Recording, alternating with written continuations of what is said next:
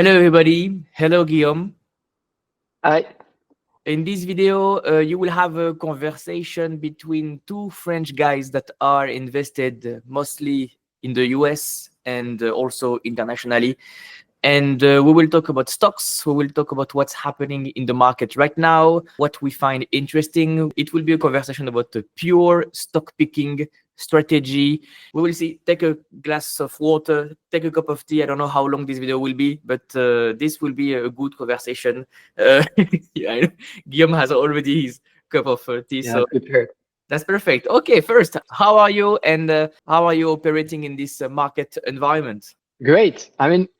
I'm personally great, but this market environment, it's like, I don't know, it's a bit like what every value investor dream of, in a sense that you have stock declining sharply for one tweet, one thing which is purely speculative. Because let's be honest, it's a bit of a comedy, a theater movie when you have Donald Trump arriving with this huge map like this. Like you cannot take this seriously, like arriving with this huge map to do this big smile, like while he exactly know what he's going to do. So like nobody is actually like knowing what will happen. Every day you have something new. You have the market going up 10%, then down 5%, then up 3%. Like in one day you have 8% movement on the market. It's crazy. So you can have some great opportunities. And yeah, on one side, a bit frustrated in the sense that I didn't have like time to send all my cash to the brokerage account to take more, to buy more, but still good. I'm happy with the buys I could make, and I like it when it's very like when everybody is screaming, when everybody is terrified, and so on. You have such great deals to make now that Yeah. it's good. Yeah, you Like, have it. Just for the sake of the disclosure, we are recording this on April 10th. Yesterday, the market went up 10% because Trump announced a 90-day delay in the tariffs. But before that, if you go on YouTube, Twitter, X, all the tweets were about politics, tariffs, fear. People were emotional. So yeah, this is exactly what you said. This is the perfect environment for rational stock pickers that focus on fundamentals, because you see some extremely good deals. And if yesterday you posted a video about the volatility in this market, saying that yeah, it's impossible to predict the market basically, and anything can happen. Because of one tweet, the market can go down 10%. Because of one tweet, the market can go up 10%. This is some perfect timing you have here. And the goal, if you are a retail investor right now, is to take advantage of this volatility. The simple formula is, if you find something of good value, something cheap, you buy it. Next question for you, Guillaume. Did you find some good deals in this beginning of 2025? Did you buy some interesting stocks? yeah. I bought Lam Research during the crack. So I didn't hit like the bottom. Like I think the bottom it's impossible, but I got it around $67, which for me the fair value it's $77. So 67, I'm really happy with it, especially when you look at the numbers. This company is really well managed. Like you don't have debts, you have high return, you have good machine, you have good intangible assets, you have a great moat. I also like the fact that a lot of people will disagree on it, but for me, it's something that I like. It's a company which is way more under the radar. It's a company that nobody really looks at. ASML take all the attention on them, but ASML is useless if you don't have Lam Research after, or Applied Material, or CLAC, like whatever, or Tokyo Electron. But it's great if what does ASML, but without them, they're useless. So you need them. You need them as much, maybe not as much as you need ASML, but you need company to do the etching, to do the deposition. And they have great numbers. Like it's a super good quality business. The management have give back to shareholders like 85 or 90% in the last 10 years. And they plan to continue around 80 or 85 from their last investor presentation. So it's a company that I like. I really like Google as well, Alphabet. Unfortunately, I didn't buy more because it's already a big part of my portfolio. And when I say it's a big part, it's already representing 20 or 25%. So I will not go to over 30% in the sense that I didn't as well have a super high price. My average price is $160. So it's where we are now, because yesterday the market take 10%. I think now we are 155. So like we are kind of around where I bought. I could have buy at same Amazon, but same Amazon, too big of a position already. Novo Nordisk. Novo Nordisk is something that I'm buying as well, and some Chinese stock like Antasport. And I was looking as well to, we discussed a bit about them before, Arista Network, that I would like to have a position on it. Still not yet to the values that I'm able to start buying, but Arista Network and Fortinet, there are two companies that, yeah, it's, if some panics arrive after this video, I will be happy to start a position on them. What about you? Did you do any movement? Did you buy some companies? Oh, I just waited, enjoyed the theater with some popcorn. So TLDR is did nothing, just enjoy the ride. By the way, if you're looking for a complete framework to analyze stocks and build a strong portfolio, I have a coaching program. More on that at the end of the video. Yeah, that's a good sentence that you highlight. Anything can happen if we have a move on the way down, or you may see some other deals. You mentioned a couple of names. I mean, your story is more interesting than mine because I didn't buy much stuff. I just like the positions I have, and that's it. I just wait. And what we can do with the audience is share the screen and show some financials. Either you can do it or I can do it, but you can show some charts. You have some good. Yeah. Do you want to do it, or I can do it? That's fine. I can do it. Okay. I'm clicking. I'm searching the file. Should arrive. That's fine, because you have a couple of interesting names and the audience will like it. Maybe they are familiar with the names like Novo Nordisk, like Amazon, Google, but maybe for Lam Research, just maybe people are not really familiar with these names. And same thing for Chinese equities, like the revenue growth rate. No need to go into great details, just some great charts about revenue, earnings per share, margins. Yeah, sure. Normally, everybody can see the screen right now. I hope so. And yeah, the floor is yours. What do you find interesting about Lam Research? So, Lam Research, there is multiple things. First one is, of course, the margins. Like if you look at the operating margins, they are growing. Since the last 10 years, it's growing. Generally, operating margin growing, it's that you have a moat. It's not usual that you grow that fast, your operating margin, without having a moat. Especially in a business where they're kind of competitive. They have applied materials that, Amax, applied materials that are competitors. You have Tokyo Electron. For now, Lam Research have some good intangible assets. So they created a machine that is in advance compared to the competition, that allow in the semiconductor industry to do some deposition and etching very small at some nanometers. Like so. You have the EUV from ASML that does the patterning, and then you have the deposition and the etching that can be done from Lam Research, and some of them cannot be done by any other company. So this is why I like them. Also, I like the fact that they are under the radar. Like everybody talks about ASML, but less them, and they still have great numbers. Operating margin like 30%. If you look at the revenue, there is a pattern that I like with the revenue. Which happen generally before a great bump, is you have a good growth. If you look at 10 years, you have a CAGR of 12.6%, which is great for the last 10 years. And you have now this moment when it stopped for 3 years, 2.5 years, 3 years. You have a little decline in the revenue, and you have less growth. And generally, good managed company is during these times that they are building, and it's during this time that you can have them very, very cheap at a very good price. The expectation for the future is that the growth will go back, will continue. So that's why I took this opportunity.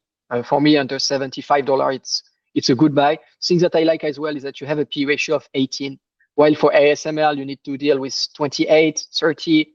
I think now it went down to 28 during the panic. 28, 29. So here you have 10 points less on P ratio. And I like this because it's something, it's technically you have a bit less risk. You have a bit less risk. I think if you compare Lam Research and ASML over the last 5 years, I think Lam Research have outperformed them for the last 5 years. And potentially this P ratio helps about it. The fact that you have a cheap P ratio for Lam Research, it's probably something that helps for it. So yeah, that's some of the reasons that I like. Of course, they have high return on invested capital, a great management. They do some buybacks. They're able to do buybacks when it's good time to do it. Where is it? Total share outstanding. You can see that we have 2% buybacks and even more since 2018, 3% average. So it's something that we like to see as shareholders. We like to see in the company. So that's why I bought this. There is also this one that I look a lot in China, which is Enta Sport. If we really want to go easy on it, it's basically like the Chinese Nike. Like if we go easy on it and if we go like wide, don't enter in details. But the things that I like with Enta, it is actually a conglomerate.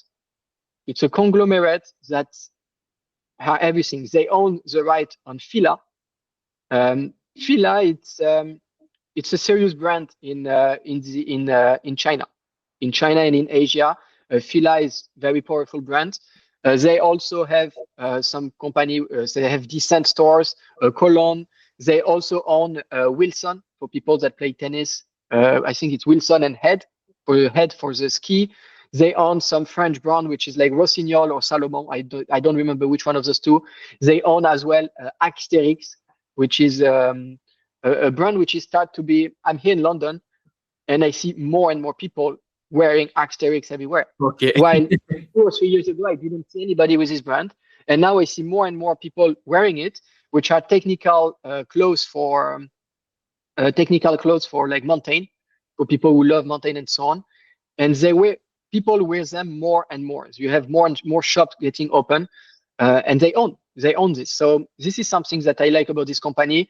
Obviously, the fact that it's also cheap, 13 PE ratio, which is good. They don't plan to have some growth next year, but they should continue to grow in the future by revenue by 10%. And the EPS for the next on the long term is supposed to grow by 8%. We'll see. I think it have a chance to be higher. It will obviously always a bit depend of how the Chinese economy is because it's mostly in China. But the reason why I'm invested in it is they don't depend on tariffs in a sense that they don't produce anything in the US. They sell a bit in the US. They have some shop, but it's really, really low. The main market is China and Asia. So this is something that I like. You have high return on invested capital, 22%.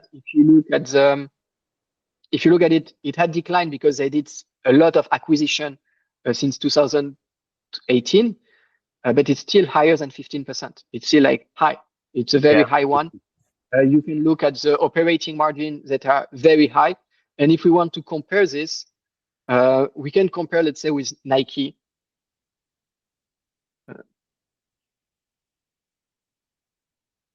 The margins, you say? We can compare the margins and the return on invested capital, for example, for both of them. Yeah. And you can see, for example, what I have is gross profit margin, return on invested capital. You have Nike, which is slightly higher on return on invested capital, but Nike don't do any acquisition. Nike is just because of their brand. So I feel the risk is a bit diluted with Anta in a sense that you don't have, thanks to the fact that they have a lot of business and different brands, you're less dependable on one brand. Of course, the brand Anta Sport is the main seller now in China, and they open new store, but you have a bit less risk. It's a bit more, you have more diversification. Margins, operating margin, I want. Yeah, you have it. Yeah, operating margin, and you can see that Anta have way higher double than like an operating margin. Quite different. Like double, and it's very stable. It's like very, very stable. It's something that you like to see for a company. Like Nike is also stable, but Anta as well, and it's double. It's like twice the margins that Nike can have. So it's something that I like, something that I really like about this business. And what about the, sorry to interrupt, what about the revenue for this one? Do you have a lot of growth comparing it to Nike? Is it a growing business or is it just an efficient player? I will put it here. Revenue, total revenue. Okay. I will hide the operating margin. So you have Nike, which is growing at 6% per year. Okay. And Anta is obviously way smaller. It is growing at 28% per year since the last 20 years. Pretty good. Pretty good. Yeah, it's like growing way more. It's actually as well cheap. I'm not saying Nike is not cheap now. Nike is pretty cheap now as well in terms of valuation and so on. But the thing is with Anta, we're really in long run since 2022, where Chinese stock were flat. Like we had a big decrease, and then Chinese stock were flat. So the goal here with this in my portfolio, with this company in my portfolio, is mostly to have some exposure to the east part of the world. So obviously you have exposure when you have company which are multinational, American companies that sell in China, sell in Asia. You have some exposure, but I want to have some exposure to companies that are only Asian, that are fully Asian, selling most of things in Asia, producing most of things in Asia, just in case we see a new world order, like Ray Dalio's like to say, and that we have a huge shift in it. Now, Asian company represent 10% of my portfolio. I may do it to 15% of my portfolio. So it's still a low part of the portfolio, but it's a part where if Asia, I don't know, for me, the risk reward is too big in the sense that the main problem that you have on capital market with Asia is the uncertainty with the government. Yep. The fact that only 7% of Chinese invest on stock market. And only 7% of the Chinese people invest in the stock market? Something yes, like 7 or 9%. And it's the third thing it's that China is legally closed for foreign investor. So you cannot buy a Chinese company except if this Chinese company is on Hong Kong Stock Exchange. That's the only way to buy it. If it's only on, if it's not on Hong Kong Stock Exchange, generally you cannot buy. So let's say tomorrow Chinese say, okay, great country need to have an international capital market. Like you have a massive amount of cash arriving on the market and you can have a huge upside. Will this happen? I don't know. But the thing is here, if it doesn't happen, it's still a company that is growing 2-digit per year. It's still a company that is growing 2-digit per year that historically is on, we can check at the P ratio, but historically, which is on a low P ratio, like it's a minimum that they ever had. Yeah. 12 P ratio for a company which is growing at 10% per year. I feel it pretty fair, especially that now they start doing buybacks because they stopped acquisition to focus to develop brands. So they started doing buybacks this year. After the last acquisition, they start to entering into a little buyback program. So yeah, and they mostly financed their acquisition with equity and not debt. So they don't have any debt, but it's kind of normal for a Chinese company. You don't have a lot of Chinese company with debt. Generally, you have more cash than debt. So yeah, that's why I like it. That's why I want to invest a bit in China, but yet keep in mind that China is 15% of my portfolio. Like I'm not like David Tepper, which is betting everything on China. Like China is 15% of my portfolio. That's a good amount. You want Chinese pure plays. Yep. So you no need to be impacted by tariffs if you manufacture everything from China and you sell to Chinese people. So that's good. So for your Chinese basket, you have Anta Sports. You have JD.com. I have Anta Sport, JD, and Baba. Okay. Retail. Baba, JD, the things that I like. So I will not go full on the number with JD. Yeah. It's a bit lower margin, return on invested capital, and so on. But for me, JD, the things that I like is I consider them now to be at the level where Amazon were before they started doing this Amazon Prime and this one-day delivery. my thesis on JD is that for the Chinese e-commerce, so when you compare with PDD and Alibaba, with Taobao and so on, JD have actually way better logistic, way better quality control. And one of the main problem with Asian e-commerce is you're so unsure of the qualities of the shit that you will get. You don't know. It may look great in the photo, but you receive and you're disappointed. JD works a lot on this. So the people who buy to JD, they kind of are confident that it will be good quality. So this is not a big moat. It's a little moat because it's easy for the other to adapt with this. But when you have billions of items to check quality and so on, it's a bit an advance in it. The second thing that I like is their logistic structure, which are one of the only one. They are, I think, the ones that can deliver the fastest to the customer.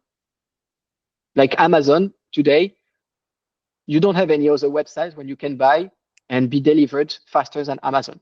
Yeah. So in the UK, you have Argos that do delivery in 48 hours or 24 hours, or you can do pick and go if you have Westfield close to you. But you almost have no company doing this. JD are a bit in this position when they focus on having good quality product, plus they focus on having a great logistic thing, a great logistic. And you have more and more companies that go to JD just for their logistic structure, and JD is here just to deliver the things. Okay. So this is what I like with this company. And this is for me where you have this is why I decided to buy. Now, will it be as big as expected? I don't know, but same, it's a pure Chinese company. It's a pure Chinese giant. So that's why as well I'm on it. It's a pure play on China. So they only sell to Chinese customers, or do they sell internationally? No, you have you don't even have the other. You don't even have the other. How do we say? The international exposure, the geographical. They don't have any international. They have a bit for my research. They had a bit, I think, in Thailand, Singapore, Korea, South Korea, but Asia. Like it's focused on Asia. They're not in Europe. They're not in America. It's Asia. Okay. Like it's mostly Asia. That's good. So that's what I like with it. And then we have Baba, and Baba is the bet here. It's the cloud. It's like it will be the biggest cloud for China. So I have a bit of position in Baba. It was very cheap, so I bought it. I think around $80 or 75 or something like this. So this is the idea with Baba. Congrats. That's a good buying price. That's on the low end. So wonderful. Yeah. For all those companies like JD.com, I bought it at. I will put it in the listing because I bought on the Hong Kong Stock Exchange. Okay. Just in case, like for me, there is more. Here, it's why I bought on the Hong Kong Stock Exchange and not on the American one for both three companies. I think they have ADR listed on America. Is in case we have a geopolitical problem, I feel it's more likely that they will get delisted from America than from Hong Kong. Technically, it should not matter because you still own a piece of the company, but with all the contract and so on, it's probably some difficulties that I don't want to see. So I prefer to invest in the Hong Kong market. So that's why now maybe I'm a bit paranoid for nothing. Maybe I will be, it will be a problem for me, same as people with an ADR in the US, because in Hong Kong, it's still kind of an ADR, but I feel more safe with my buy in Hong Kong. And for JD, I bought it around $105. That's so good. I bought it here in July 2024. Pretty good. That's good. That's a good argument. People can choose to invest in the American ADRs or invest directly in the Hong Kong Stock Exchange. That's fine, depending on your risk tolerance. The goal is to sleep well at night. So sometimes if you invest in an international broker, international market exchange, you have higher fees. But if the fees are okay, like the fees, it's not even a big fee. It's like yes, it's more expensive. Like it's way more expensive than buying in the US, but it's a one-time fee. It's not a fee that you pay every year or you have seen. It's just like instead of buying and paying 50 cents for your company, you will pay $5. okay. You will pay $5, so it's not that high. So it's something I accept. Plus, even though I'm not really into it, but I own things in another currency. So it's also like because most of my work is in USD. So it can be also nice to have a little bit in another currency. So that's why. Okay, good. Okay, so you mentioned a couple of Chinese names. You didn't mention Novo Nordisk. That's a very interesting opportunity at the moment. The stock was a darling in 2024, and then in the middle of 2024, everything crashed. And Terry Smith from Fundsmith talked about it. They invest in this one. It's a company that has good fundamentals. So I will let you explain the thesis. I'm definitely not an expert on this topic. So can you explain a little bit what you see in this and why the stock is dropping? Is it short term? Why do you find this company as a compelling opportunity right now? Yeah, it's good. It's a good question. Like especially that now it's all went very fast. Yeah. Like for me, it looked a bit like Meta in 2022. Yeah. Where it declined like what in 5 months, 6 months by 70% almost. Yeah, it was crazy. Like it was very fast. Like it was fast and go up fast. Do I think that Novo will go up as fast? I don't know, because one thing as well to understand is here it was a bit overvalued. Here it was as well overvalued. So it may take time to go back to the all-time high, but at the end it's a company growing the revenue by 20% per year, like 20% per year revenue growth. Net income growing by 20% per year as well. You have high return on invested capital, high operating margin. We can compare this with Lilly, because it's let's say the main competitors. Everything is about this. Yeah, maybe for the audience, can you maybe introduce the company for the audience and for myself? What do they do quickly in a few sentences? So Novo Nordisk is focused in 30 years on diabetes care. So it was insulin, and now since 2016, 17, they created this thing which is Ozempic. It is a GLP-1. It's a new base that help people with diabetes. And actually, instead of just making the insulin like level stable and helping with this, it actually helps them to cure from diabetes. It helps them like to cure this, while before any of the drug were not the goal to cure it was to stay on this drug for the rest of your life. And while people taking Ozempic, they realized that they started losing weight. So it became like famous on social media. It became like a trend on TikTok and so on, people taking Ozempic. So then they created it's not a different drug, it's the same drug with a bit different dosage, which is Wegovy, for weight loss. So they got approved for weight loss. You had Elon Musk that tweeted that he's taking Wegovy to lose weight. Like it became crazy. Eli and Lilly have kind of the same. It's not exactly the same formula for patent reason, but it's pretty much the same. And now they are a bit fighting for the market. Novo Nordisk has 60% of the GLP-1 market, which is this market of Ozempic, Wegovy, and so on. They are leader in the diabetes, like way leader. And now the war is about obesity. Obesity is expected to be $100 billion market in the next 5 years, for 2030. Okay. So there's big things to get here. So this is a bit like all the idea of the company. The main difference between Eli Lilly and Novo Nordisk is Novo Nordisk is focused on diabetes and all this thing with GLP-1. Eli Lilly is a bit wider in the sense that they go for different diseases. They have a big focus as well on diabetes and obesity, but they have a wider focus and less than in one thing. So you can see the revenue, for example, the cumulated annual growth rate for Eli Lilly since 2005 is 6%. For Novo Nordisk is 11%. For the last 20 years, like Novo Nordisk really grew fast, and we want to see the operating margins. Operating margins for Novo only like it's positive trend since 20 years, and now it's 48% operating margin. We're not talking about a tech company. We're talking about a company which is producing drugs that are difficult as well to produce. We're talking about drugs that the injection that they have, it's a two separate product in one injection. So it's a bit tricky to create it. So it had some cost, but 48% operating margin. While Lilly, now they really grew, 39% now, but they have higher margin than Eli and Lilly. And the margin is not supposed to decline in the next years. Like it's supposed to stay stable, and the management expects them to grow a little. So I don't know how they manage, but still at 48% margins, they still manage to find some way to grow it. So pretty good. The return on invested capital, which is also something I like to look for both of them, are great. But I know it's here. Return on invested capital for both are great, and over 30%. Yeah, over 30% for both of them. For Lilly, it's a bit down. And when you compare this with now the PE ratio, today you pay Novo Nordisk, a company growing at 20% per year. Let's say 15% EPS long-term growth rate for the next 3 to 5 years.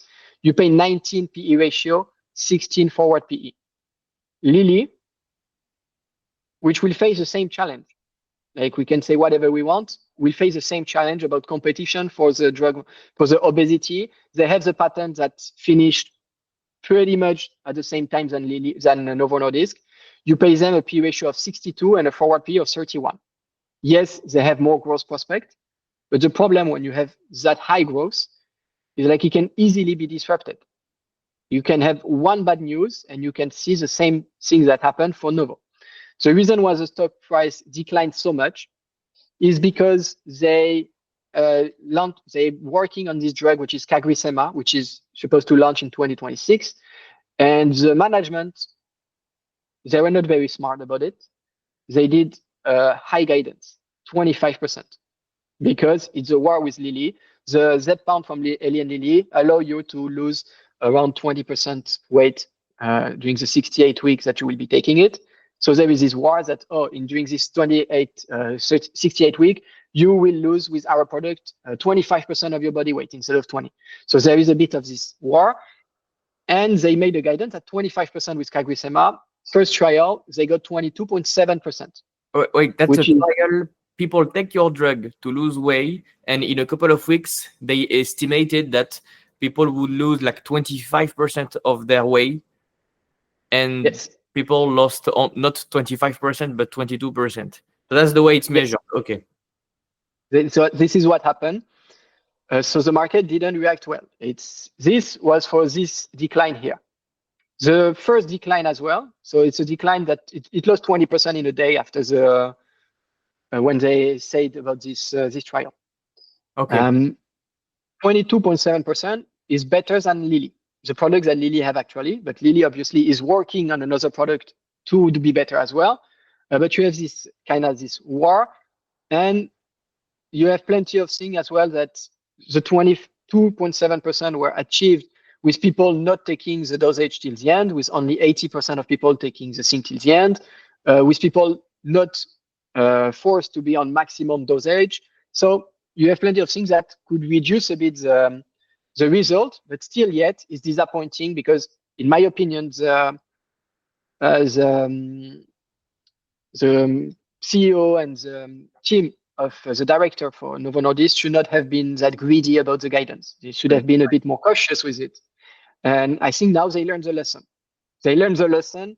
Like for the revenue guidance and so on, they've been great. When they say we'll do 22%, they do 22.5%. So happy. But with this kind of guidance, where you have a lot of external factor that people cannot take the drug till the end and stop and so on, this is a problem. The second problem that happened, and Lilly had the same, is that they had a manufacturing problem, that you had too high demand and too low production capabilities. So the demand was too high for the offer, so they couldn't meet the demand. So what happened is the FDA allowed companies to do generic for the period where this. During this time, you had company like Hims, which is probably one of the biggest gainer for this. And during this time, you had like a 91% growth. And I think this was during August. It was during August that they allow this. So you had a company that did in like 300% in half year. because of all of this, because of the problem. The thing with this is it expired now. They don't have the right to sell those products anymore. So no, you cannot continue to buy a cheaper Wegovy or a cheaper Zepbound with IMS because they don't have the approval to do this anymore. If they continue, it will be illegal and they face some dangerous problem. So this was the reason, let's say, why the company dropped that much, why Novo dropped that much. In my opinion, it's now a very fair price in a sense that you barely never had a P ratio that low for this company. Like 18, it's in the last 10 years, the lowest was 15. Like you're almost at all-time low for P ratio.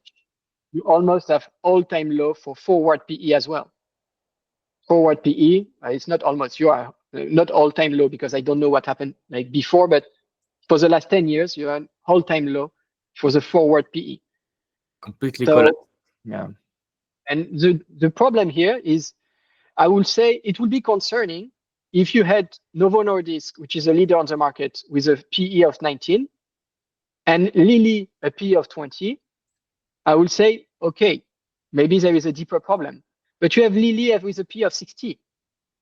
The PE of Lilly is, the forward PE of Lilly is twice as high as the forward PE of Novo. While Novo is still the leader, Novo has still some good product. Yes, they will lose the patent in 5-6 years. There will be an increased competition. But the thing with Novo, what they've done till now, is that they created a huge moat around their product. It's been 30 years that they're leader in insulin. How come nobody came in the insulin market before? Because they locked it. Because they did a technique, which is every time a patent was expiring, they were putting another patent on top of this product to make the first product defectuous, that nobody will want this first product anymore, because now you have the new one, which is way better. And they've been doing this every time the patent was expiring. And this is what they're working on now for Ozempic and so on. So you may have some extended competition, but at the end, I believe that they will still stay in the leader for them. You also have a strong brand. Like, to be fair, you ask people in the street, do you know Ozempic? They say yes. Do you know Zepbound? They say no. Yeah, true. But if you cannot base on your investment thesis only on this, but this is also something to take in mind, that even if now Zepbound have better results than Ozempic, some people are still buying Novo Nordisk. They're still leader. They also have something that people forget, is that you buy them from a pharmacist. You buy them because a doctor recommended you this thing and give a paper saying you need to buy this. They need to buy the name of the thing that you need to buy here. And Novo Nordisk have extremely good relationship with doctors, extremely good relationship with health professionals, extremely good relationship with pharmacists. And the only reason why people were not giving Ozempic or Wegovy lately is because they were sold out. So now they did a $13 billion acquisition for some sites in the United States to meet the demand. Lilly did the same. So those problems should disappear. We should have some strong sales. I think that's pretty much it about it. It's like super cheap. It's just super cheap for a company which is leader in the market. In the obesity market, we should have like 4 or 5 players. We should have AbbVie, Pfizer entering in the market as well for obesity. But it's $100 billion market for 2030 and potentially $200 billion for 2035, 2040. So you have place to have multiple players. And for now, people say, yes, but the competition with Lilly is big. I don't hear anybody complaining that the competition between Visa and MasterCard is big. Yeah, well, it's a dual leaders, yeah. Like you can have 2 leaders. You can even have 5 leaders. Like, like people don't complain that the cloud, Google, Amazon, and Microsoft are fighting. They just buy those 3 because they are the 3 biggest. So in my opinion, is like Novo will still stay one of the biggest one. And the price now, we're at the point where I see the risk reward extremely good. Because like the company, is not that the company cannot go lower, but like you have no debt, so the company will not go bankrupt. You have great product. And historically, the company have shown that they can do great products, that they can continue to do great product. You have a lot of good prospect for the future for this company. Thanks to the GLP-1 discoveries that they did, they realized that they can, those drugs that they do, they can also help for Alzheimer. They can also help for heart disease. So it's new market as well. They're getting open for them. So this is why I like Novo Nordisk. Now, I understand that it's a difficult market because it's pharmaceutical. Pharmaceutical, it's scary, it can be very volatile. I trust Novo Nordisk because they've shown in the last 30 years that they know what they're doing, and it's not the first time in the last 30 years that they're in a situation like this. And it appears to always work well. People working at Novo Nordisk, they work in the company since 20 years. The CEO is here since the beginning, and not since the beginning of the company, but since very long. Everybody is really involved in all of this. So that's why I think it's a good price to enter here. Now, same, have some rules in your portfolio. If you're too afraid of pharmaceutical, just don't enter. You have plenty of other opportunities. It's not because you don't invest in Novo Nordisk that you will never be good investor or anything like this. Novo Nordisk can also go down. It can never go up, or it can stay flat around this, and during 5 years stay flat because finally they don't manage for a moment. So we don't know. Like the truth is we don't know. It's just that now with the history of the company, with the CEOs that they have and the teams that they have, the numbers, I feel it's a good buy, especially with the positions they have, with the recognition of the brand. Yeah. So, and what do you make of HIMSS recently? You basically said that over the past few months, you had a lot of demand for Novo Nordisk, Eli Lilly, and they didn't have enough supply. So the FDA opened up the market, and HIMSS, if I understand correctly, took advantage of it. So a lot of more sales, etc. There is a thesis saying that people are fed up with Novo Nordisk and Eli Lilly because it's too expensive, and HIMSS might be a cheaper opportunity. Is this a compelling argument, or I don't know the sector much, the industry much? So is it something that is durable in the time, or this is just some short-term problems? No, this is short-term problem. Like I don't know exactly the date. I will research.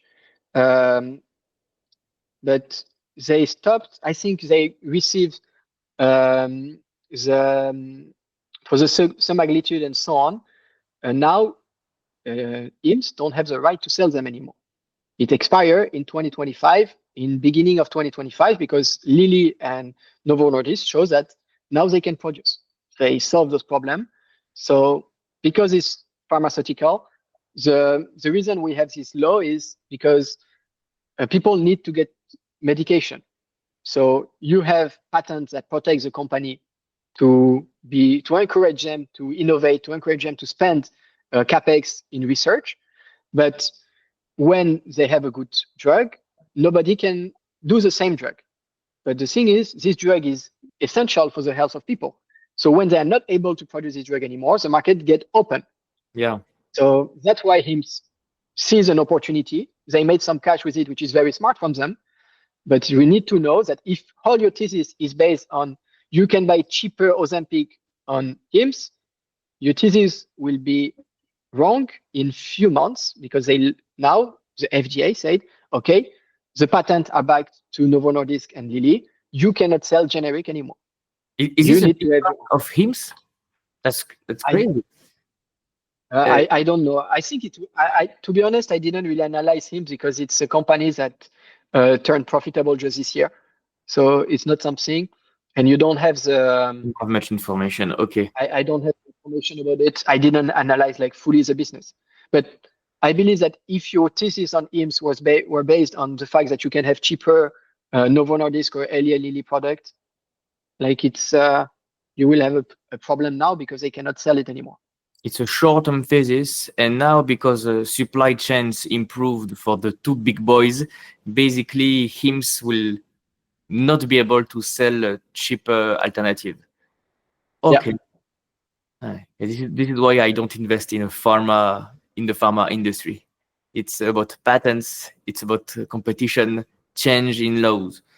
Yeah, pretty interesting. So you have three big companies if you want to invest in this industry. Basically, you have a Pfizer.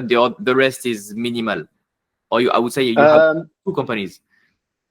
I will say you have you have more. It depends where you want to go, because for example you have Lilly and Novo, which are more for diabetes. You will have Bristol Myers, which will be more for more serious disease. You have plenty of company in it. It's just that Lilly and Novo Nordisk have shown more regularity in the growth. The other one can be more cyclical depending on the pattern. And also, the thing I like with Novo, it's wide market. Yeah. Like, you have so many people obese, so many people with diabetes, type 2 diabetes. So it's a very wide market. With the other, when you treat for, let's say, Alzheimer or a special cancer, like a cancer which is only for this part of the body, it's way lower market. So yes, obviously the treatment is way more expensive, but it's a smaller market. So, for example, when we compare with Pfizer, the things that I don't like with them, it's really cyclical. Like you look at the revenue, like you compare the revenue of Pfizer with Novo Nordisk and Lilly, like it's not the same. Like you have two, which is up to the right. Here it's up because they did the vaccine for COVID-19, and then up disappear. You can look at, you have AbbVie, which is fine, but you don't have a lot of growth. AbbVie for the revenue, it's better, but still you don't have the same growth at Novo Nordisk or Lilly. AbbVie is more of a dividend company that you will buy for a dividend. You have another one, which is Bristol Myers Squibb. I was invested in it on my dividend portfolio, which is kind of fine as well. You have a high dividend for this one, and you have a bit more growth, but they do acquisitions. They do some good acquisitions. They're very like 1887, like it's one of the oldest pharmaceutical. So those one are good, but it's not, I will not invest in them with a goal to outperform the market. To outperform the main one for now, they are Lilly and Novo, and Lilly for me is too expensive. Novo, it's at a price which is interesting. Yeah. So that's good. The thesis is pretty simple actually. It's a growing market, so you will have tailwinds for the next 5 years, 10 years. They've been here for so many decades. You have only one real threat, that is Eli Lilly. You have better margins than Eli Lilly. You have better efficiency, and they have very good products in the future. And the barriers to entry for this industry are extremely high. It's very, very difficult for a small startup out of the Silicon Valley to come and disrupt this industry. I mean, if this was so easy, people would have done it. And it seems like you have two big players in the arena. So yeah, pretty interesting. And Novo really closed it, because even company like Pfizer, which have billions, Bristol Myers and so on, they don't arrive to enter in this market, because Novo Nordisk really closed it. You just have Lilly, because it's an historic fight between those two. But that's the only two, and the market is really close. I would recommend you, if you want to understand a bit more the business of Novo Nordisk and the mode that they have, listen to the podcast Novo Nordisk by Acquired. Acquired podcast. They did an episode on Novo Nordisk, and it's really, really good. Like you understand a bit more the history of the company. They don't just focus on since Ozempic. They have the focus on the story of the company, and it's really interesting. You really understand why, like, you just understand that they have done this during their whole life. And this is a normal thing that they face all the time, and that they all the time manage to do it so well, and that the culture in the company is great. So if people are interested in this, I recommend you this episode from Acquired, which is very, very good.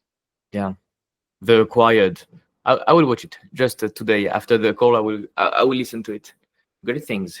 By the way, speaking about barriers to entry, competition, all this kind of stuff, do you invest in Evolution AB? Have you bought more Evolution AB? Yep. Yeah. Now it's around 6% of my portfolio, or 7%. I'm actually looking to maybe buy a bit more, because it's what's his name, Kenneth Dars or something like this. The guy that is the main shareholder now, 16%. He just increased by 1.5% his stake in the company.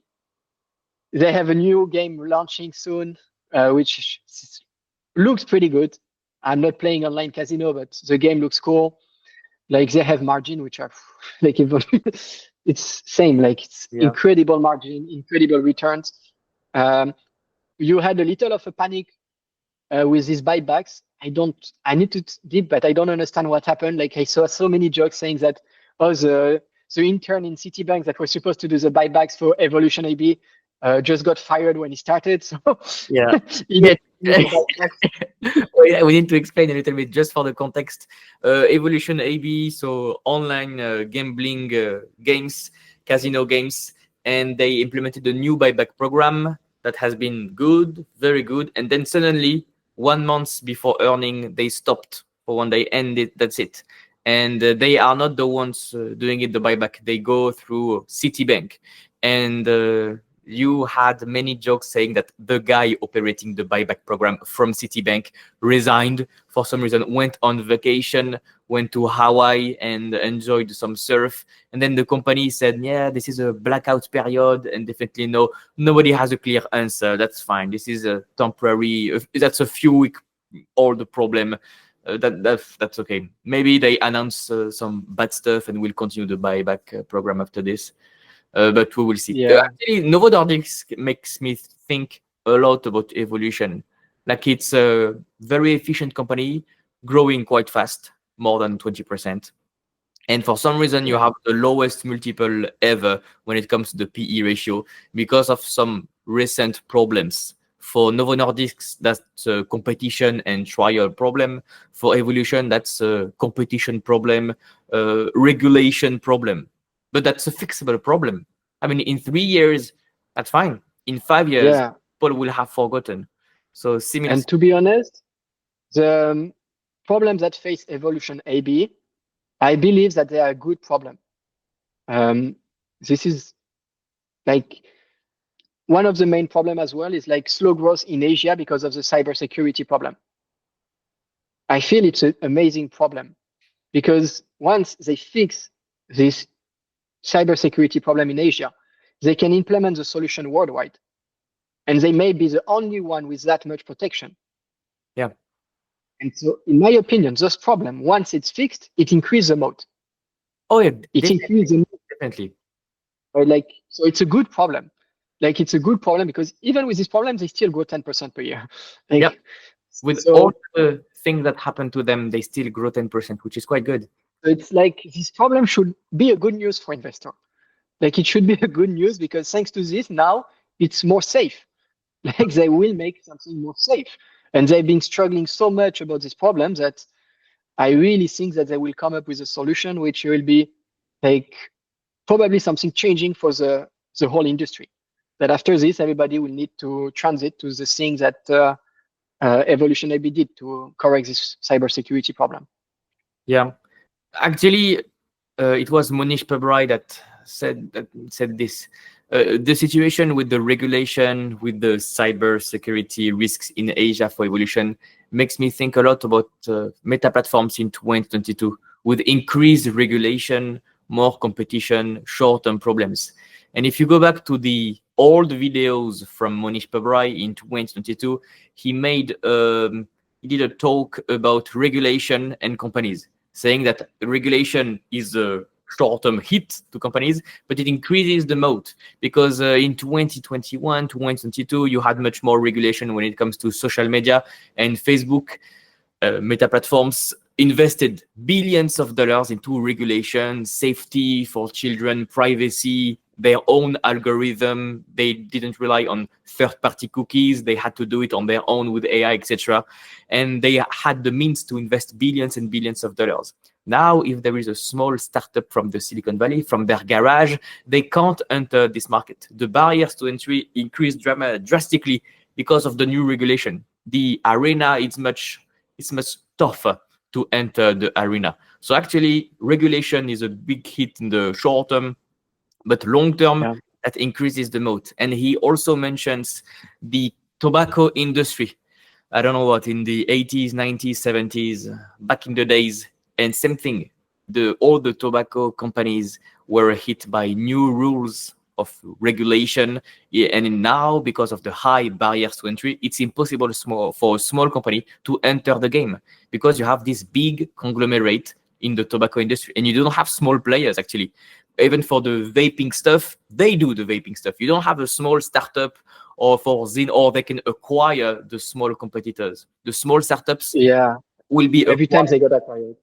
So this is it. This is the regulation, and we will see for evolution. Nobody knows. Maybe we will fail. Maybe we are completely wrong. But maybe for the cybersecurity risk, you are right. Now they can implement this problem. And if a small startup wants to disrupt this industry, they will face cybersecurity risks. So evolution is in advance for this. And for all the regulation in the gambling market, the white market, regulated markets, taxable markets, they have the distribution, they have the network, they have the economies of scale, which a small competitor doesn't have. So we'll see. But frankly, this is very reminiscent of meta platforms in 2022. And by the way, speaking about markets in the US, I think you have an annual gathering for Evolution AB, and you have some laws. You can vote for some rules, and you had one of the rules. Somebody proposed a US listing in the US. Oh yeah, I see it everywhere. Like it was. I don't know if this is the first time you had such a proposal. I have to do the work on this one. Maybe every year you have a proposal. Some guy is asking this. But on Twitter, it was quite, I mean, people talked a lot about this on Twitter in the latest days. Like you have a proposal number 20, if you guys want to check watching this video. 20, this person wanted the US listing to get more shareholders, to boost shareholder returns, to have a threshold of 800 SEK for the price. And every time you drop below 800 SEK, you do massive buyback, levered buybacks. So you use debt to fuel the buybacks, and they proposed to give $1 billion of Corona. That's what $100 million. That's a big amount, but not that big. Giving it to the Trump administration to help them legalize the online gambling, develop the online gambling. So pure bribery to the president to make them good, develop good in the US. I mean, if we are watching the Godfather movie, maybe it's good to give money to the administration. I don't know much about if this is legal to do it. It is okay to do it, but that's a proposal, and I want to see the result of this. Yeah, like I don't know at all. It's crazy. Like if they got listed in the US, I mean, for company with this kind of numbers, can be great. I don't remember the name, but there's few Canadian company that were like, I don't remember the name of this investor, but he was saying like his strategy for a while was to find Canadian company that had a chance to be listed in the US pretty soon. And he was investing in them. And while they were listed in the US, he will take the pump.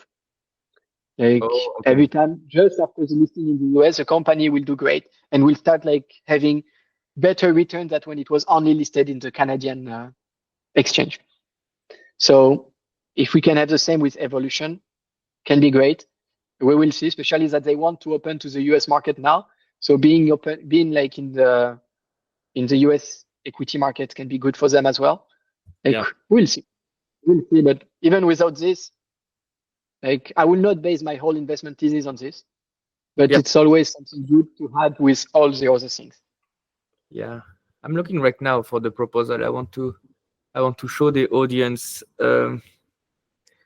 this. No, let me maybe share my screen. It will entice more. It will provoke more buying from the US. So obviously, it will propel the stock price. Most of the time, when you have this dual listing, it's available to many more shareholders. It's helpful to the company. After in the proposal, they say they want levered buybacks. I'm not sure if the company wants to go into debt to finance the buybacks. The company is very proud to have a clean balance sheet to generate free cash flow the smart way. So I'm not sure about the debt thing, but that could be pretty interesting. Can you see my screen?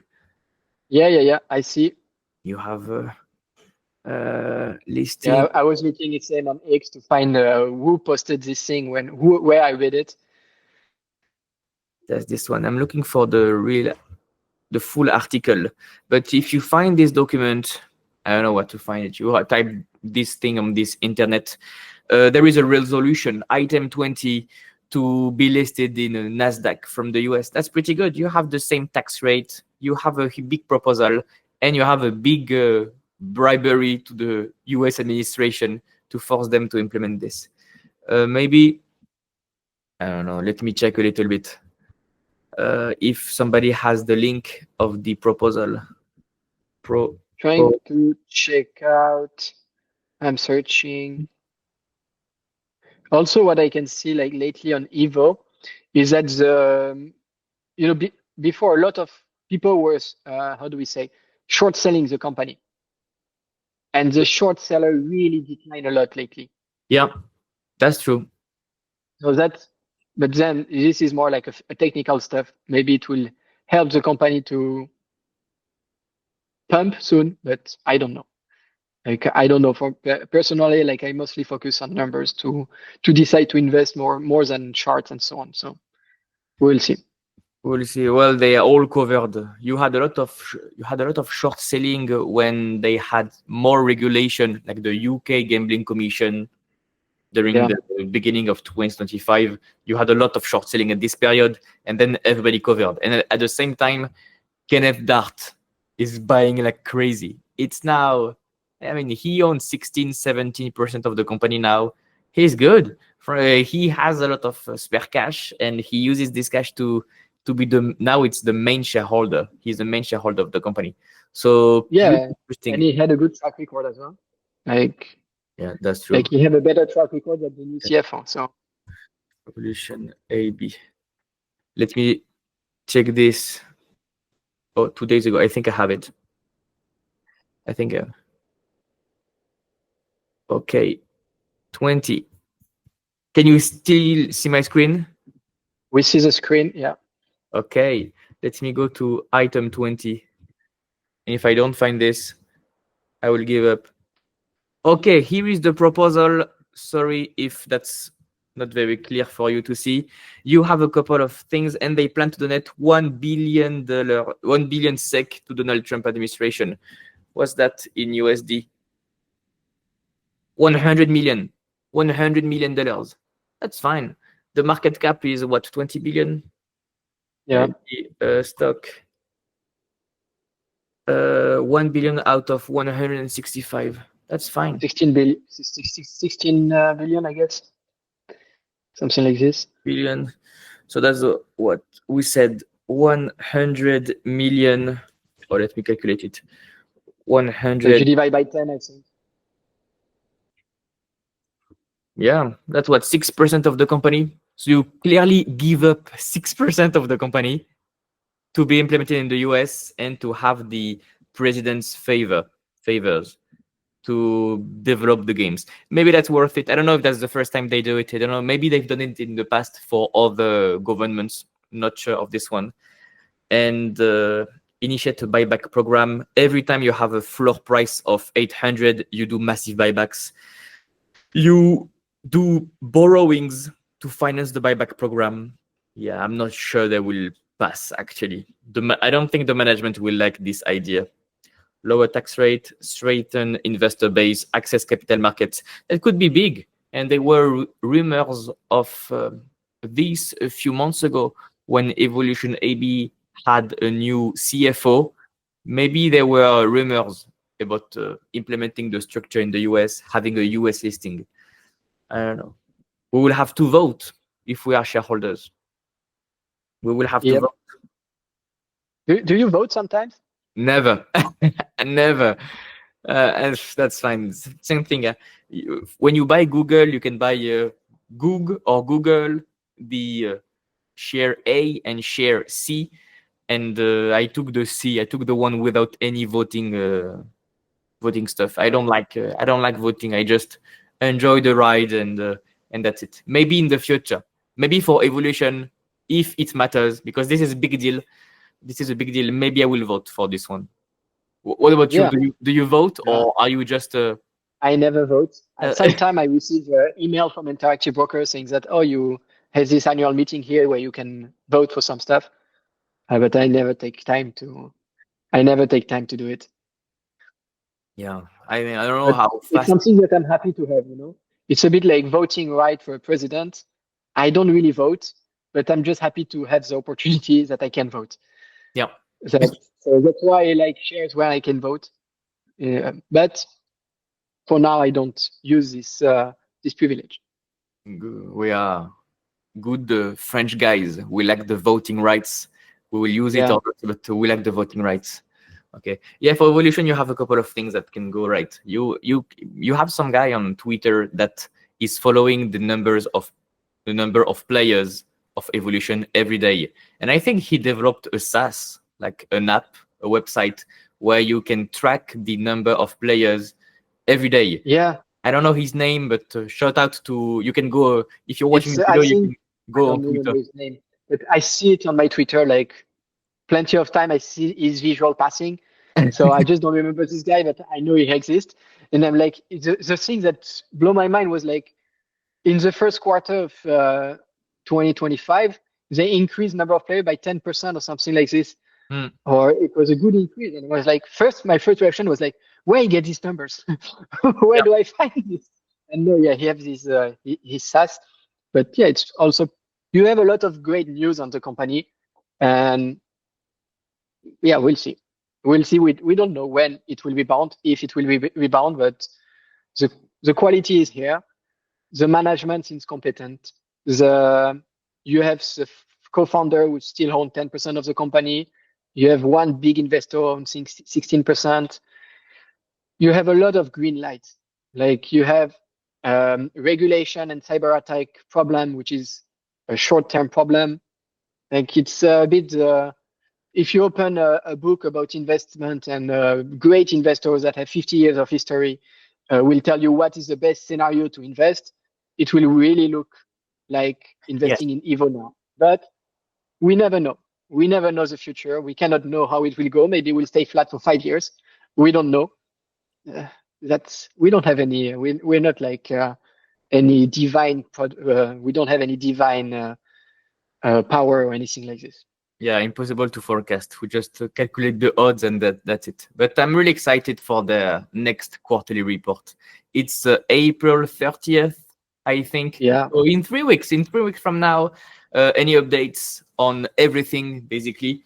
Really looking forward to this one, about the buyback program, about the new regulation, the cyber risks. Normally, when you have an earnings date, the stock is moving a lot. Either we get a plus 10% in one day or a negative 10% in one day.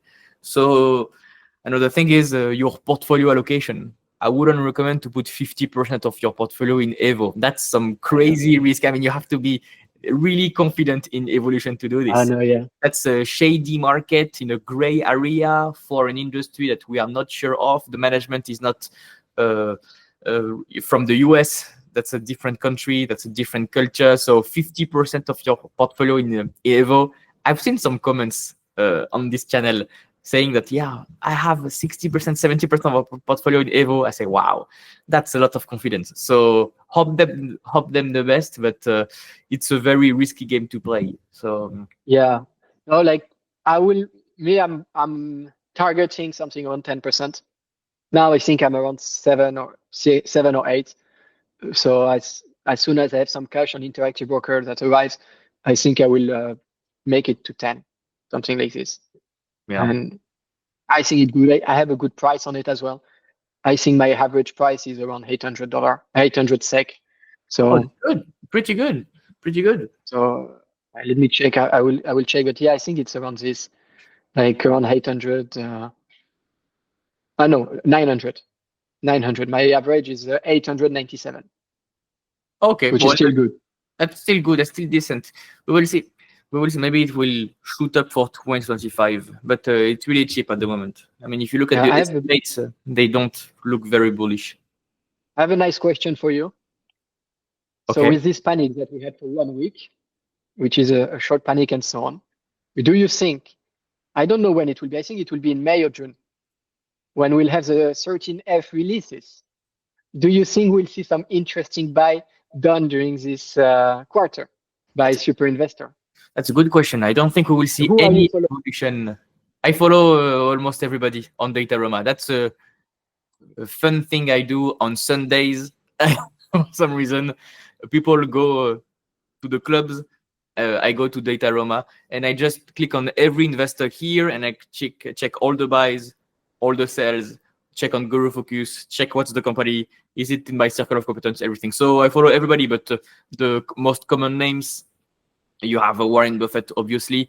You have Howard Marks, that is pretty interesting. You have David Tepper. You have Monish Pabrai. You have Lilu. If he does some moves, that's not happening very often. I follow a couple of names, and an investor that I like more and more is Dev Kantesaria. That's the absolute quality investor that everybody wants to be like because of great performance. And he invested recently in ASML and then Equifax. And if my memory is correct, MSCI opened some positions here. So I want to see now that Equifax, MSCI, FICO, all his investments have dropped. Everything has dropped for his portfolio. Maybe he has changed something. That will be my go-to investor to check on Dataroma because of his great strategy that fits my style. I like his portfolio a lot, and I like MSCI a lot, actually. Equifax, I'm not a fan, but MSCI is a company with 80% gross margins, like 50% margins. That's unbelievable. They have a lot of cash. They do dividends. They do buybacks. They grow revenue. They grow earnings. And this is not a monopoly, but they have a very high market share in the analytics. Yeah, and it's a strong brand name. Yeah. Like everybody, like if there is three index that everybody knows, like S&P 500, Nasdaq, and MSCI World. Yeah. This is the business model that is known to everybody, recurring, very high margin. They don't have much churn rate, and they will continue to improve. If you invest in MSCI, you invest in the future of the financial industry. Like you bet on the financial world to continue to expand. That's a reasonable bet to make. Apart from 2008, this was a very good bet to make. And they were hit by 2008, but still they made money. They recovered very quickly, and they went to becoming a giant now. And you had more inflows because of ESG in 2020, 2021. Now ESG is falling apart, so maybe you have a slowdown of revenue, but still this is a very good business, profitable business, rewarding shareholders, and the stock has dropped, and now it has a PE ratio of 30? Not in the cheap territory, but not in a very expensive territory. So it fits perfectly to the Dev Kantesaria investment framework, and I want him to buy more. I would love to see him buy more. Maybe I will buy it someday, maybe in 2025. I like this idea a lot, actually. So that's it for the big investors, but I will follow everybody. I want to see if Berkshire Hathaway has increased their home builder positions. Like, they have bought NVR, they have bought Lennar, maybe, or DH Horton or some. They have a couple of names in the home building industry, and all these stocks went down 30-40%. So maybe, they have an edge, right? Berkshire Hathaway is a big conglomerate. They know all the micro analysis, micro data, business to business data, home building sector. They know what is happening in the furniture industry, home buying industry, real estate industry. They know it. They have the data before everybody else. So they have an edge. And I want to see if they have built their home builders exposure.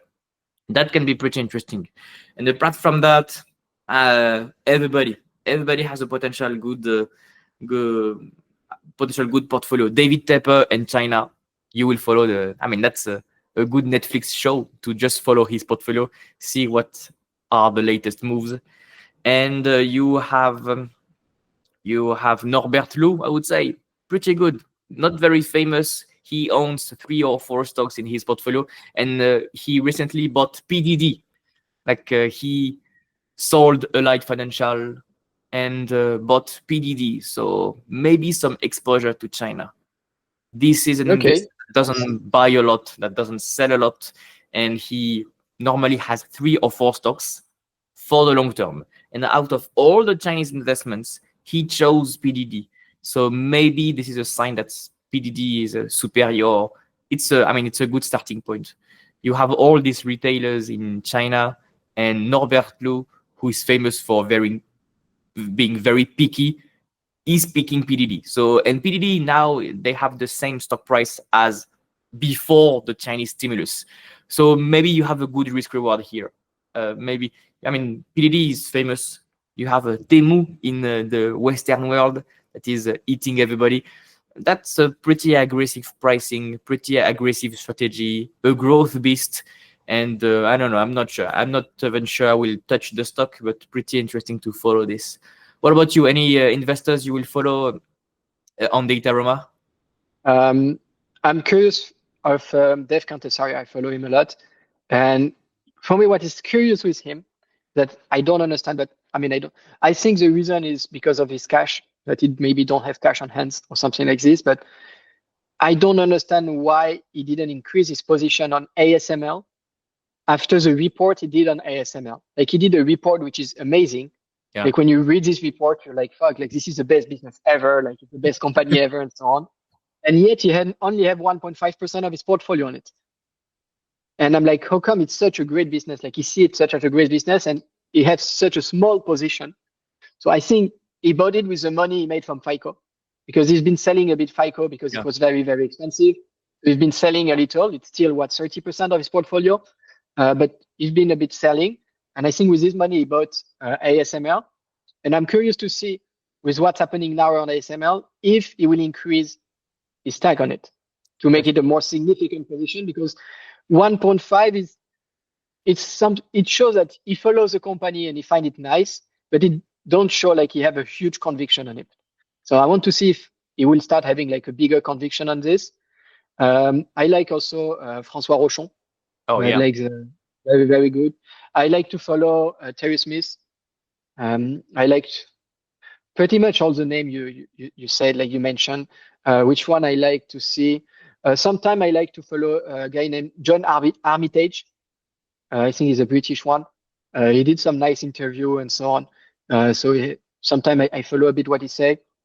But yet, like I think a big disclaimer is like just don't invest just because a super investor has invested somewhere, because you always have a delay when, like, especially when it's Michael Burry, because Michael Burry can buy the company the day before the 13F and sold it the day after, and you will still be like, oh, why he did this? And you will not know just after 3 months. So, like, always do your due diligence. But yeah, for me, it's a great area to find new stocks. And now we also follow Horizon Kinetics, that doesn't appear on Dataroma, but a great fund that is invested in royalty plays, TPL or Landbridge or Brookfield, and a pretty interesting name. I don't know, that's not very famous on YouTube. Nobody talks about Horizon Kinetics, but they have great picks, great companies. And another one, have like an ETF or something like this, no? Yeah, like an ETF, which is what 20% of the ETF, it's TPL or something like this. That's 50%, 55% of the portfolio is TPL. They first bought TPL in 1994, 1995, something like this, and they just held, and you buy more, you sell more, but basically that's the main position in your portfolio. So if you track the fund, you look at the stock price, it is TPL. You follow the same stock price as TPL. This is an unbelievable correlation. And another investor you can follow is Lawrence Goldstein from Santa Monica Partners. Not famous at all, and that's also his objective, to not be famous. You don't have a lot of interviews. You have one video interview from Larry Goldstein. He is in his 80s, and he's been one of the longest shareholders from TPL. He has been a shareholder for TPL for 70 years, something like this. Maybe the numbers are wrong, but the direction is correct. He has been holding TPL for more than 50 years. And now he has a pretty good portfolio. He bought MasterCard at the IPO. So pretty good pick. And he still holds MasterCard. So you have TPL, you have MasterCard, you have a couple of names. You have, I think, Garmin, I have a doubt. The watches, the sport watches. Let me share my Santa Monica Partners portfolio. Let me share my screen so the audience will see. Okay, let me share entire screen. Pretty good, and too bad he's not on Dataroma, right? Okay, can you see my screen? Yeah. Okay, so this is Santa Monica Partners, very hidden portfolio. You have TPL, that's 30% of the portfolio here. MasterCard, that's 30% of his portfolio. This one, I did some research, but I forgot the name. Balchem Corp. I was not a fan of this one. 20% of his portfolio. And you have Garmin here. That's the watches. Watches here that they've delivered great results recently. If you go to Google Focus real quick, great results. The stock went up 20%. And with the tariff situation, they dropped 20%. And now because of yesterday and the tariff delay, the stock is up 11%. But this is a compound with great margins. Look at the margin. This is great. And if they were hit so badly by tariffs, I suppose they have some operations in China or Asia. And this is a company without any debt. They have a lot of cash. They grow their revenue. They grow their net income. They grow their free cash flow. Pretty interesting company. And you have a couple of other names that are here. You have Franco Nevada here. Yeah, pretty interesting. Pretty interesting. Yeah, it's interesting one. That's a great portfolio. I mean, you just have to invest in TPL and MasterCard and you're good to go. And you're good to go. That's fine. Anything is secondary. I saw that there is on sales on Amazon is the shareholder letters from 1982 to 2021. Yeah.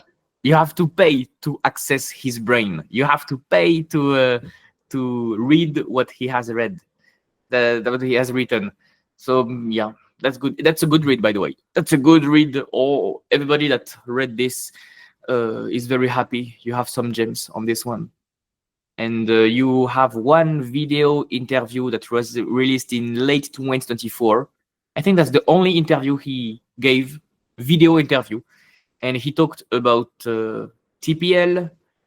He talked about his meeting with the CEO of Horizon Kinetics, the chairman of Horizon Kinetics. He talks about MasterCard. That's pretty good. Pretty good interview. That's very fun and something that changes when everybody knows Warren Buffett, Terry Smith, etc. Nobody knows Santa Monica Partners, but still they have a great track record. By the way, yeah, go ahead. No, I was saying that I really like this interview from fund like manager and so on, because you just discover like there is something that I realized like a year or two ago, mostly by reading Howard Marks. I was like, how come Howard Marks is so famous? Like, of course, his track record and so on, but his book are so good. But you don't have any advice that are like applicable. It's not in the sense that, okay, you look at the return on invested capital. If it's like this, you can go. If the margin are like this, you can go, and so on. I feel that the difference between good investor and a great investor, it's something that is not tangible. It's like intangible asset that they have in their brain that obviously everybody is able to, you can read an income statement. But to be able to invest correctly and to continue, it takes something which is not an analytical part, which is, when I say an analytical part, which is not something what, like, you need to be able to see something that nobody can see. Between the lines, yeah. Like edge. It's like I think it's the biggest thing that I learned from those interviews, from those books, from the letter to shareholders and so on. It's like the ability to read between the lines, to see the things that others don't see, And that's why I think for me, they're way more valuable. That, of course, if you're a beginner, you need to learn how to read an income statement, balance sheet, cash flow statement, because this is the basics. It's the foundation. But then, in my opinion, if you want to have a good portfolio, you can take 30 company, high quality business with low debt. You will have a portfolio that will not make you go bankrupt. You will probably do a bit better than inflation and you will be fine. But if you want to outperform, you need to go somewhere else than just the income statement. Somewhere else. Like you need to find information that are not assessed. And like this is what is so interesting and why it's so wide in the sense that you have unlimited area of knowledge. Yeah. And it's free. We are so lucky to live in this generation with the internet. Everything is free. You can find whatever you want. So many videos, so many interviews. I mean, back in the days, it was so hard to find an annual report. And now you have a summary of an annual report. You have great charts, KPIs on websites. This is great. This will be the key differentiator between those who really want it, those who want the cake, and the other ones who are lazy. It's good. So the level will increase for everybody. That's unbelievable. What you can find from these big letters, big investors is they have a hunch, they have a analytical sense, but also they find patterns between different companies, and they develop this because they read a lot. So key advice for us young guys is to read as much as possible, find patterns between companies, try to read between the lines, read as much as you can. The advice is boring, but it works because it compounds after time. And when we will be 40, 50 years old, we will remember the things, okay, the different patterns, the different strategies. So that's good advice. And also good advice you shared on not following the data Roma guys blindly, the super investors blindly. A lot of people do this and they are very disappointed. And another thing that I realized like lately, it's I don't remember who tweeted this, like which super investors tweeted it, but he was saying that, guys, if you want to be a good investor, just read the 10K of a company, you're already doing 90% better than the whole market. Yeah. Like I'm so surprised all the time when I have some clients, they show me their portfolio. I told them, why do you buy this? Like they say, oh, because I think it's a good value, like it will go up, it's the future, blah, blah, blah. And I say, okay, what does the company sell? They're like, I don't know. They say some stuff. I'm like, how can you put your money somewhere you don't even know what they do? Like you don't even know what is the company, what they're selling. Like, and I'm so surprised how people don't do the research. How people just, and not even deep research, like just the basic. What is the company doing? Like, and this Warren Buffett is saying this since what, 70 years? Every time he have an interview and saying like, you don't invest in a stock, you invest in a company. So know what they are doing. And yet, like he's have a track record which is solid. Like he's not a scammer. Like his track record. But yet people, we still have most of investors that don't listen.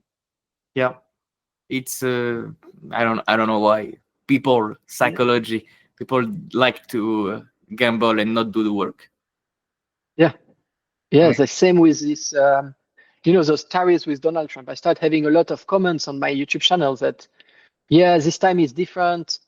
You may say that with politics you don't need to take care of politics when you invest. Just focus on the company and the companies that will grow and so on. But this time is different. It's first time in history we see that such thing in the geopolitical way. Like it's changing everything. And I'm like, when I saw this, I was like, fuck, it's time to buy. I need to buy more. Okay, you just froze for 5 seconds. I missed your latest sentence. What did you say? The last sentence. The last sentence I was saying that when you start having the signal on YouTube channel, on Twitter, and so on, like from the public, is like the ultimate buying signal. When you have this, people are scared.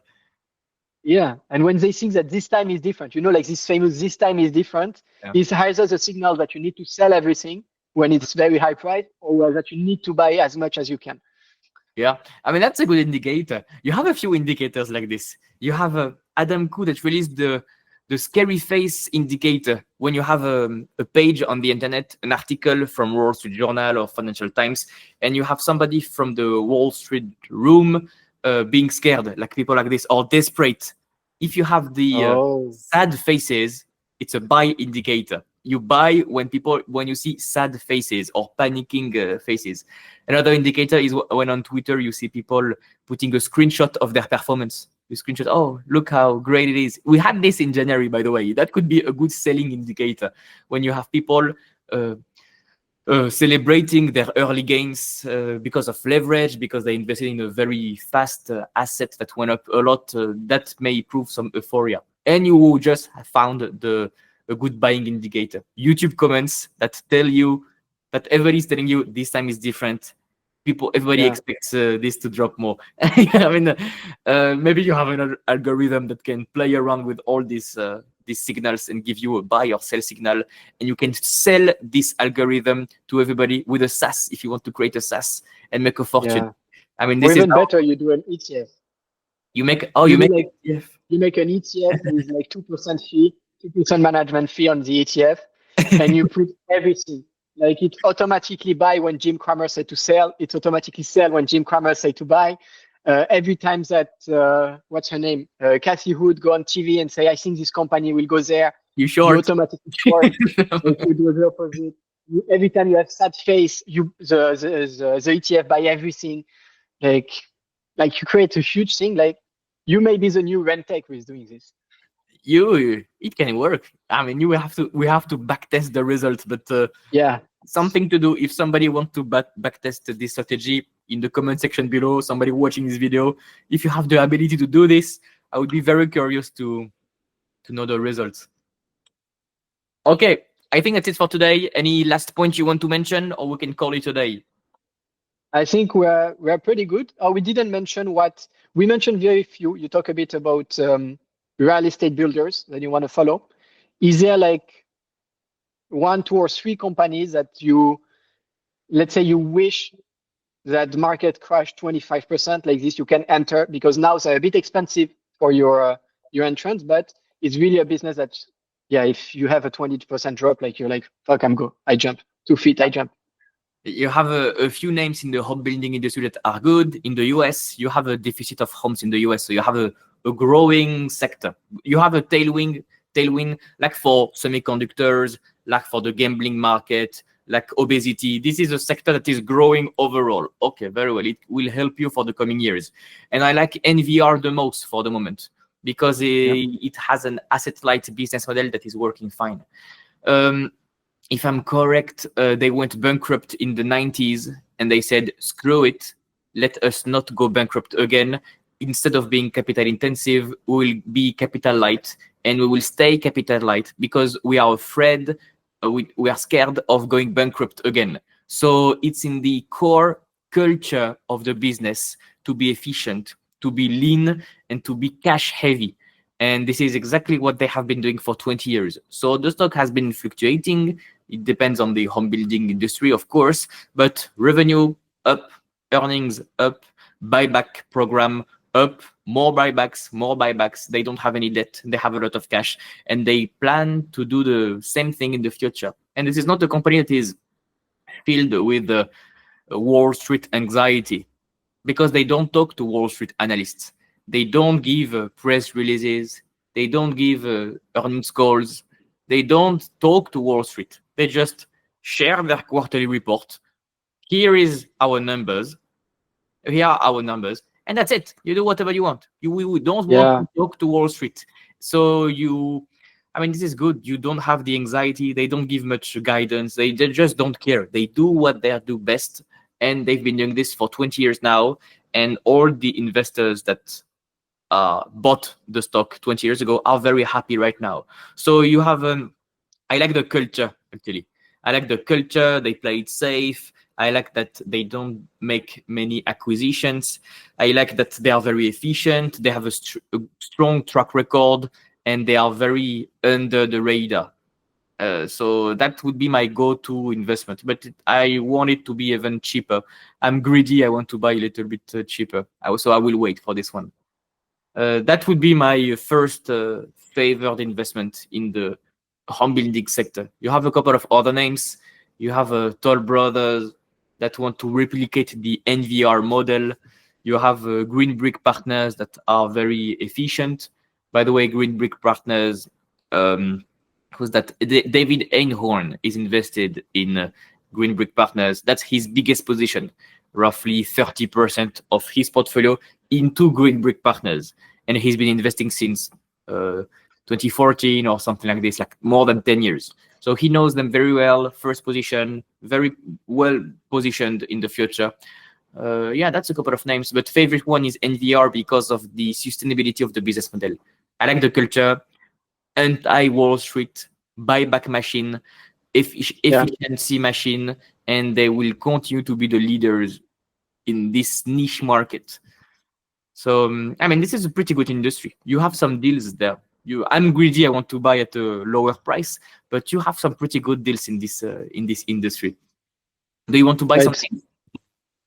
I actually started to study NVR. I think a week or 2 weeks ago. I'm studying as well Pult. I don't know how you pronounce. That it's Modish Pabrais, I think, that have 4% or 5% of its portfolio in it. So I'm studying them. I don't know yet. I didn't come to a conclusion. I was just very surprised. I thought at the first that there was a problem on the website because I was looking at investor relation on FinChat, from the part of FinChat to access to everything fast. And I was like, fuck, like there is missing document. Where are the slides? Where are the fancy things and so on? And then I just realized they don't do this because with every company for the quarterly report and so on, you have the report, you have the slides, you have the transcript, you have like so many things. Here you have nothing. You just have a report, like a 5-page report with numbers, one sentence eventually of the CEO, and this is if he's nice, and that's all. And I was like, fuck, like where is information? Is this for Pult Homes also? No, this is for NVR. For Pult, NVR. I didn't check yet. I will check fast. But I for don't know if NVR, they do this for Pult Homes. I don't know if they talk to Wall Street. No, for Pult, they're a bit more fancy. They have a transcript, they have the slides. For NVR, they just don't care. They just don't care. Yeah. Yeah, and I was looking a bit at Toll because they're in a sub-segment which is not luxury house, but high-end house. Yep. So it's a segment that I like as well. So I'm looking, but for now, NVR seems the most convincing. But yet I didn't study it enough. This is also the reason why NVR is trading at a premium compared to other home builders because of what we just said, sustainability, efficient business model.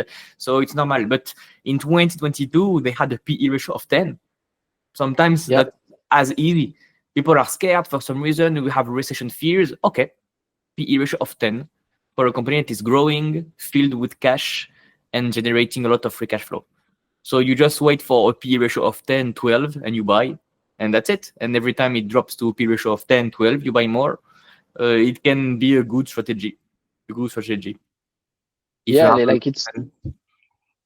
very solid, and I'm checking the outperformance that they did, and they did a nice outperformance compared to S&P 500 for the last 5 years, and for the last 10 years it's very decent. You had like a double performance compared to S&P 500. So. Yeah, they outperform by a wide margin. That's the power of buybacks over time. Buyback programs over time are beautiful. Okay, well, that's it. I don't know how long we've been talking, but it's been very fun. We covered a lot of topics, a lot of stocks. If you're watching this video, you have some work to do. You have some stocks to follow. So thank you, Guillaume, for coming. I will put your channel in the description of this video. You have 2 channels, one in English, one in French, depending if you want to hear him in French or in English. And he also makes many videos, great videos on stock picking. So due diligence, what we preach on this YouTube channel, like doing the right analysis, not being cautious, investing with a lot of value, and not being worried of the fluctuations of this market, doing some due diligence, buying great stocks at a great price. So thank you, Guillaume, for coming, and I wish you a nice rest of your day. Thank you for the invitation, Christophe, and hi to your community. And let's pick some great stock for the future. Yeah, awesome. Okay, see you.